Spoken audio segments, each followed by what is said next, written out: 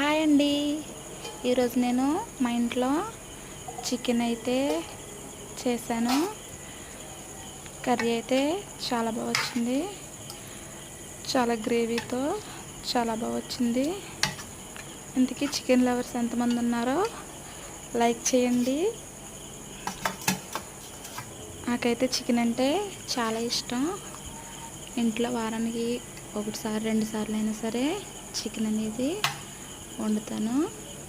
అలాగే మా పాపకు కూడా చికెన్ అంటే చాలా ఇష్టం. మేమిద్దరం చాలా ఇష్టంగా తింటాం చికెన్.